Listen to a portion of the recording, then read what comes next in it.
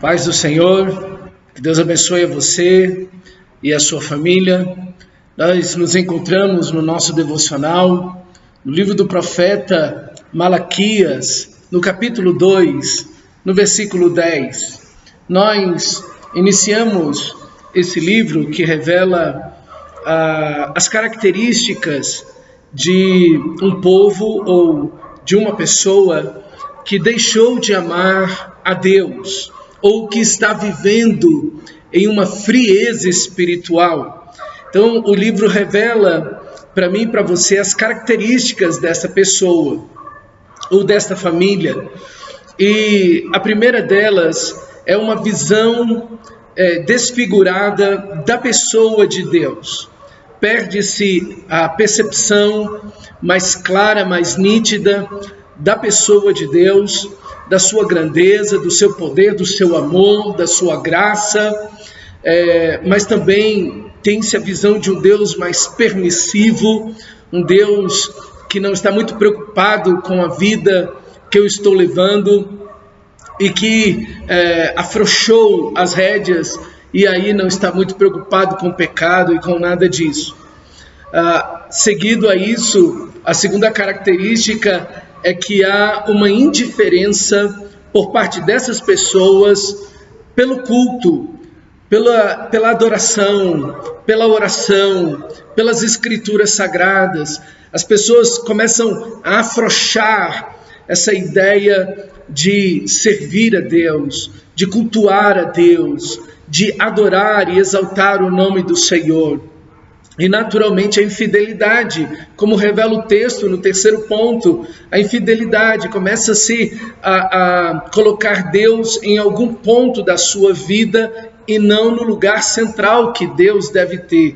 E aí então a infidelidade, como o texto vai dizer de Malaquias capítulo 1, a infidelidade nos dízimos, nas ofertas, achando que Deus pode e aceita receber algum tipo de esmola ou restos que alguém possa lhe oferecer. E em quarta característica, essa manipulação das escrituras sagradas, né? O sacerdote, os pastores, os líderes que deveriam trazer a palavra de Deus, as escrituras sagradas, a aplicação da palavra de Deus, eles começam a desvirtuar a palavra, começam a torcer a palavra. Claro, alguém que não é pastor também pode fazer isso na sua própria vida. Pode pegar os princípios bíblicos e torcer, não, mas a nossa cultura, nos nossos dias, enfim, aí começa a deslocar as escrituras, como se fosse um braço que se deslocou, um braço quebrado, então acaba deslocando as escrituras do lugar, da aplicação correta, e aí vai dando vazão aos seus próprios sentimentos, vontades, e deixa a palavra de Deus, ou faz uso dela para apoiar a vida que está vivendo. Mas no capítulo 2, versículo 10, eu gostaria de ler para você, porque talvez você esteja lendo na Bíblia, na tradução revista e atualizada. E aqui vai uma dica para você, meu irmão. Quando você lê um texto numa tradução e você vê que aquela tradução está um pouco difícil, talvez o tradutor não conseguiu expressar muito bem o que o texto queria dizer. Por isso que a Bíblia tem revisões, para tentar melhorar essa linguagem, para também atualizar a linguagem no sentido não de mudar o sentido do texto, mas para fazer aquilo mais inteligível, mais compreensível para a linguagem dos nossos dias. Por isso que você tem a NVI, por isso que você tem King James, você tem a Nova Almeida atualizada, você tem a mensagem, que é uma paráfrase, que é uma linguagem mais popular, que explica um pouco melhor o texto, né? E você tem também a NVT, que é a Nova Versão Transformadora. Então, essas traduções, elas ajudam a gente também a compreender alguns textos que são mais difíceis. E às vezes, quando um tradutor fez aquela tradução lá há 50 anos atrás, há 40 anos atrás, às vezes até mais antiga que isso, a linguagem, as palavras que eram usadas ali, por exemplo, no caso da revista atualizada, que agora, com a nova tradução, é a Nova Almeida atualizada. Na revista atualizada veio mais de 100 palavras que não se fazem mais uso hoje, então eles tiveram que trocar, né, voz por vocês, enfim, deram uma traduzida de forma mais atual para que as pessoas entendessem melhor. Então, quando você tem um texto, por exemplo, como esse, que é um pouco mais difícil de compreender, que é do capítulo 2, do versículo 10 ao 12, então dá uma olhadinha em outras traduções. Eu li esse texto aqui, seja qual for, nessa Bíblia aqui, nessa tradução, eita ferro, eu não entendi muito bem. Vai lá na internet, tem todas essas traduções, vai lá, puxa King James, puxa outra, enfim. E aí você vai tentando ler o mesmo texto em diversas traduções, e aí você vai ter uma compreensão um pouco melhor, porque às vezes uma tradução os tradutores conseguiram trazer um sentido melhor para a gente do texto. E esse texto é um caso. Na revista atualizada ele fica meio difícil mesmo de entender, mas a nova versão transformadora deu uma clareada para a gente na tradução e ficou mais fácil de você entender esse texto. Então eu vou ler para você, para que você compreenda esse texto, capítulo 2, versículo 10 ao 12 de Malaquias. Não somos filhos do mesmo Pai? Não fomos todos criados pelo mesmo Deus? Então por que traímos uns aos outros e quebramos a aliança de nossos antepassados? O que o texto está dizendo? Deus, quando cria a nação de Israel, cria para ser um povo próprio dele. É um povo para ele. Deus diz através de Moisés, lá em Êxodo 19, eu tirei vocês do Egito com asas de águia e os trouxe para junto de mim. E Pedro vai usar esse texto, vós sois raça eleita, sacerdócio real, nação santa, povo de propriedade exclusiva de Deus. Isso é, o povo de Deus, o povo de Israel no Antigo Testamento era o povo de Deus, a igreja é o povo de Deus. Então, como nós vemos Moisés e todo o povo de Israel fazendo aliança diante do Senhor, nós vamos servir o Senhor, nós vamos amar o Senhor, nós vamos obedecer a sua palavra. Josué disse isso, eu e a minha casa serviremos ao Senhor. Então nós vemos que o povo de Israel entrou na aliança que Deus fez com eles, lá no Monte Sinai. E Deus tinha uma aliança com Abraão, Isaque e Jacó, e essa aliança perspassa, né, toda a nação de Israel e chega até nossos dias. Então o povo de Deus é o povo de Deus, isso é um povo que fez aliança com o Senhor. Só que o que nós temos aqui é que Deus está, por meio do profeta, dizendo, nós traímos os nossos antepassados, porque quebramos a aliança que eles fizeram, isso é, de servir o Senhor. Claro, nós vamos ver que Deus é um Deus geracional. Uma geração anunciará a outra geração as maravilhas do Senhor. Os pais vão contar para os filhos e para os netos as bênçãos, as maravilhas do Senhor. Deus visita a iniquidade dos pais nos filhos até a 3ª e 4ª geração, mas abençoa até 1000 gerações, diz Êxodo 20 nos 10 mandamentos. Então nós vamos ver que Deus é um Deus de gerações. Deus é um Deus que o conhecimento dele, o amor por ele deve passar de uma geração para outra. Não é isso que o chamar é. Lá, Deuteronômio capítulo 6, ouve Israel, nosso Senhor, nosso Deus é único, ele é o primeiro. Amarás o Senhor teu Deus de todo o teu coração, com toda a tua alma, entendimento. Jesus vai acrescentando também todas as forças. E esse mandamento que hoje eu te dou, de amar o Senhor, que ele é o primeiro e o único, e que ele deve ser amado completo e totalmente por você. Você inculcará o teu filho, andando pelo caminho, ao levantar, ao deitar, enfim, vai escrever nos umbrais das portas. Quer dizer, esse verbo aqui do hebraico inculcar é literalmente esfaquear. Quer dizer, o amor a Deus deve ser tão poderoso, o amor a Deus que os pais têm a Deus deve ser algo tão penetrante, tão afiado, tão intenso, tão duradouro, tão pleno, que isso deve adentrar a alma do seu filho como um punhal adentra o corpo de uma pessoa. Isso é, o amor a Deus deve ser colocado lá na alma do filho. O filho vai ver essa paixão, esse amor do pai, da mãe, pelo Senhor da glória. E vai ver, poxa, meus pais amam a Deus de todo o coração. Não é isso que nós vemos no Novo Testamento?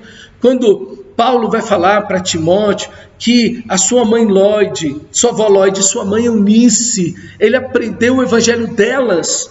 Veja, a mãe, a avó, a mãe e agora Timóteo. Você vai ver também em Efésios capítulo 5, quando Deus diz que os pais devem ensinar os filhos no temor do Senhor. E aí os pais, essa palavra grega aqui para pais não quer dizer pai e mãe, mas está falando do homem, do marido, do pai que vai ensinar. Então a responsabilidade é do homem, a mulher vai auxiliar, mas a responsabilidade aqui é do homem de ensinar os filhos no temor do Senhor, na disciplina do Senhor. Então veja, Deus é um Deus de gerações.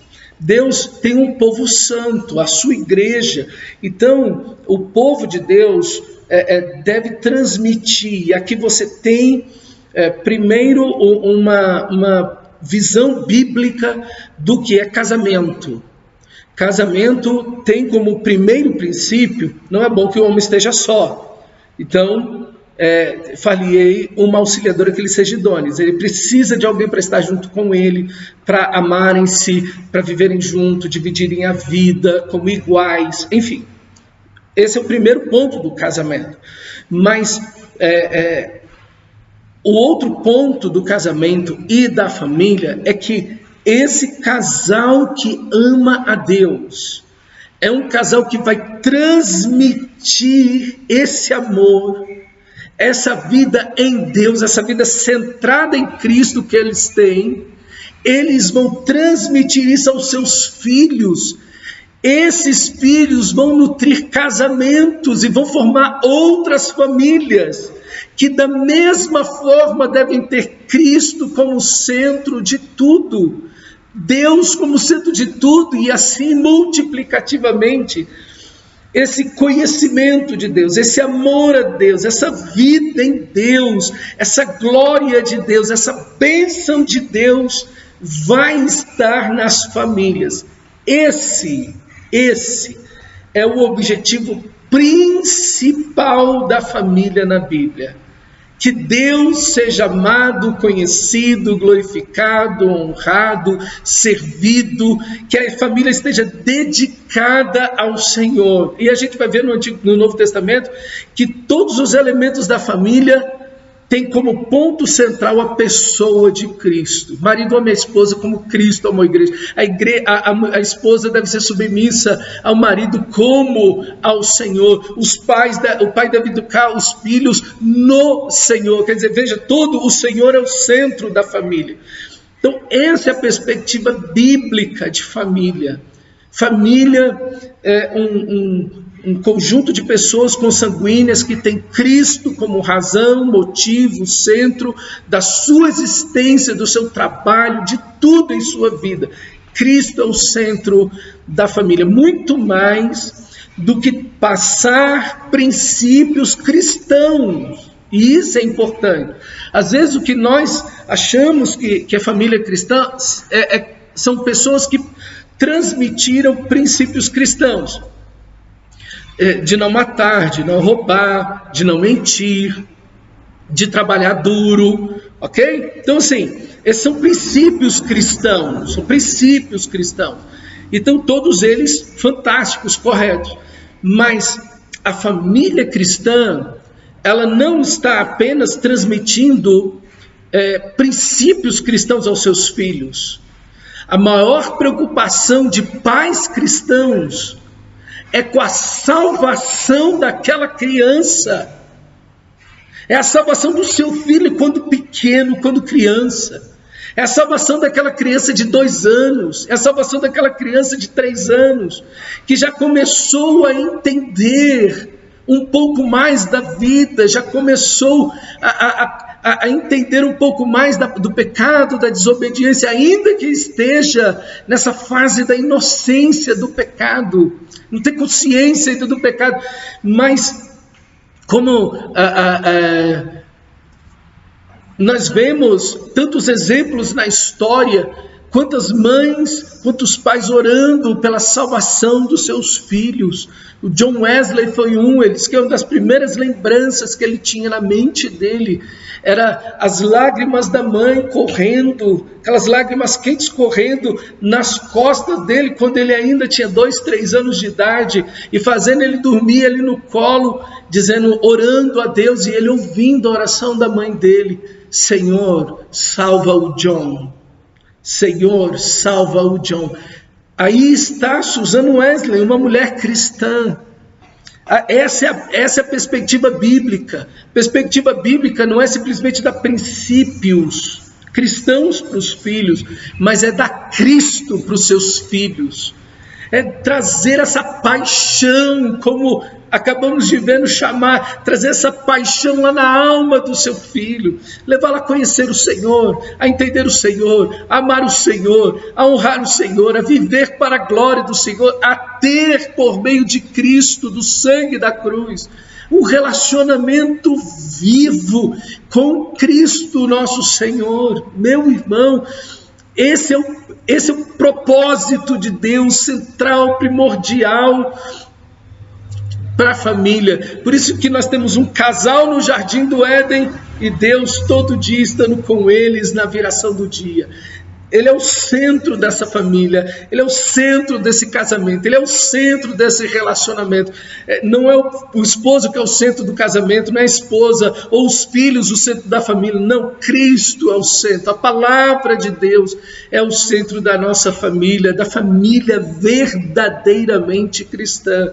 Família onde existe salvação sendo transferida de geração em geração. Mas o que nós vemos aqui no texto é o que diz o versículo 11. Judá foi infiel, e uma coisa detestável, interessante palavra, detestável, é horrendo isso diante de Deus, é inadmissível, Deus não vai aceitar o que vai ser dito agora. Importantíssimo isso. Deus não vai admitir, Deus não vai abençoar, Deus não vai apoiar, Deus não vai derramar suas bênçãos. É detestável diante do Senhor que foi feito em Israel e em Jerusalém. Os homens de Judá contaminaram o santuário que o Senhor ama e se casaram com mulheres que adoram deuses estrangeiros. Isso é, houve um casamento misto. O povo de Deus casou com pessoas que não eram povo de Deus. O cristão casando com um não cristão. Meu amado irmão, isso é alertado desde Gênesis até Apocalipse. Em toda a Bíblia, Deus vai alertar sobre isso. Qual o propósito de Deus para a família? Cristo seja o centro. Amado, adorado, honrado, glorificado. A família exista por Ele, por meio dEle, para Ele. E espalhe por meio das famílias que vão nascendo dessa família o amor, o conhecimento a Deus, o serviço ao Senhor de todo o coração. Só que quando um cristão casa com um não cristão, raramente os filhos vão seguir o caminho do Senhor. Rarissimamente. Você vai pensar uma pessoa aqui ou lá que se salvou desses relacionamentos mistos. Por quê? Porque eu estou vendo um dos meus pais que ama ao Senhor, que serve ao Senhor, que vive para a glória de Deus, que ama o culto, que ama a oração, que ama a palavra, que vive em Cristo Jesus e vive para a glória de Deus e vai para a igreja e ama o culto e serve a Deus na igreja. Mas eu vejo meu pai ou a minha mãe que não ama ao Senhor. É um mundano, é uma mundana, é alguém que não ama Deus, é alguém meramente religioso, enfim. Essa criança, ela está nessa estrutura que não é a vontade de Deus. E aqui o golpe na família acontece. Então, meu amado irmão, o princípio aqui que nós temos nesse texto é que nós precisamos ensinar primeiro entender o que é família, biblicamente falando. O segundo princípio, nós devemos ensinar, nós devemos amar a Deus e levar esse amor aos nossos filhos. Nós devemos estar apaixonados por Deus de verdade, apaixonados por tudo que se refere a Deus e levar isso aos nossos filhos, levar isso aos nossos netos. Essa paixão, esse amor a Deus. Fazer entender os nossos filhos que eles não podem casar-se com pessoas que não são de fato e verdade cristãos. Não é simplesmente alguém que está na igreja. Cuidado com isso. Você vai ver pessoas dentro da igreja que não são cristãs. E às vezes são diáconos, às vezes são músicos, às vezes cantam na igreja, às vezes até pregam, ensinam na igreja, mas não são cristãos. É a vida dessa pessoa. A vida dessa pessoa. Ensinar os filhos e os netos a casarem com pessoas que de fato são verdadeiramente, genuinamente cristãos. Porque se isso nós não fizermos, nós teremos um golpe aqui nas próximas gerações. Eu sou o Deus de Abraão, de Isaque e de Jacó. O pai, o avô, o pai e o neto. Veja, Deus é um Deus de gerações. Quando nós vemos o exemplo de Jonathan Edwards, que foi um dos homens, até hoje, considerado nos Estados Unidos, ele nasceu em 1703, é um dos homens mais inteligentes, até hoje considerado nos Estados Unidos, um dos pais da nação americana, é um homem de Deus, um homem assim, um homem extraordinário, Jonathan Edwards, um pastor. E aí um historiador pegou e fez uma comparação entre a família de Jonathan Edwards e um outro homem que viveu na mesma época que Jonathan Edwards, que se chamava Max Junkins. Esse homem era um bêbado, um ateu. Ele era um famoso ateu da época e consequentemente aí entrou numa vida de vícios, enfim. Mas pega-se as duas famílias. Jonathan Edwards teve mais, ele conseguiu pegar quase 1.394 descendentes de Jonathan Edwards. E aí você vai ver, 3 se tornaram presidentes de universidades, 3 se tornaram senadores dos Estados Unidos, 30 juízes, 100 advogados, 60 médicos, 65 professores de universidade, 75 oficiais do Exército e Marinha, 100 pregadores, 100 pastores e missionários, 60 escritores de destaque, um vice-presidente dos Estados Unidos, 80 altos funcionários públicos e 250 formados em universidades, entre eles governadores de estado e diplomatas enviados para outros países. São os descendentes, alguns dos descendentes de Jonathan Edwards, esse pastor, um piedoso, casado com uma mulher de Deus e que foram gerando filhos, famílias com esse conceito. Agora, Max Junkins, esse ateu, esse famoso ateu, que viveu na mesma época de Jonathan Edwards, conseguiu, o historiador aqui,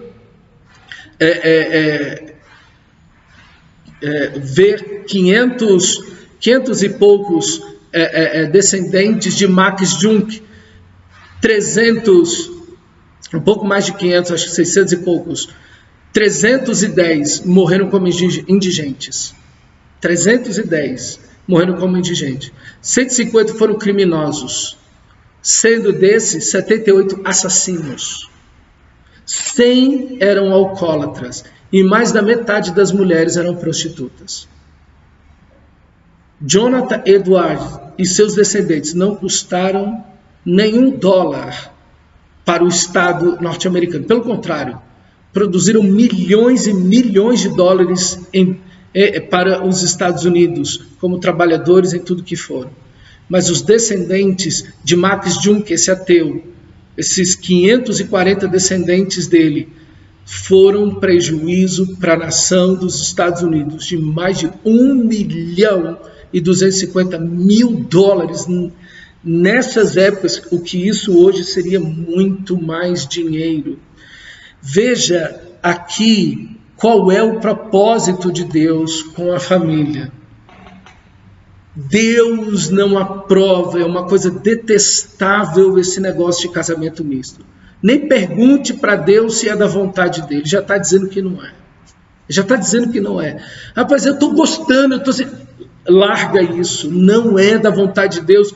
E olha como a atitude de Deus em relação a isso é severa. O que o Senhor, versículo 12, que o Senhor elimine das casas de Israel até o último homem que fez isso, ainda que apresente uma oferta ao altar do Senhor, ainda que seja um pastor, que seja um sacerdote.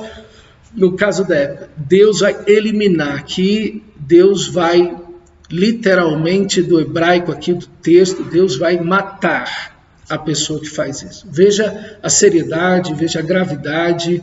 Deus não apoia, Deus não abençoa, Deus não aceita, Deus não entende nada disso. Que você, com muito temor a Deus, possa ter uma família cristã. Que você se preocupe. Pastor, até agora eu não tenho estado preocupado com isso. Passe a se preocupar com isso. Pastor, até hoje eu não sabia qual era o propósito, o objetivo central de Deus para a família, que era transmitir esse amor, essa paixão, esse conhecimento de Deus, e que famílias cristãs nascessem da minha família. Então passe a se preocupar. Você tem filhos, você tem netos, você tem bisnetos, preocupe-se, ore, invista na vida deles, ame ao Senhor você mesmo, viva uma vida fervorosa você mesmo e transmita isso de forma extraordinária para que seus familiares conheçam o Senhor da glória. Que Deus nos ajude, que Deus tenha misericórdia de nós e nos faça famílias mais do que com princípios cristãos, valores cristãos, mas famílias onde de fato Cristo é o centro, é o grande amor das nossas vidas, e que isso possa ser transmitido aos nossos filhos, netos e nas próximas gerações, para a glória de Deus. Deus te abençoe na graça preciosa do nosso Senhor Jesus Cristo.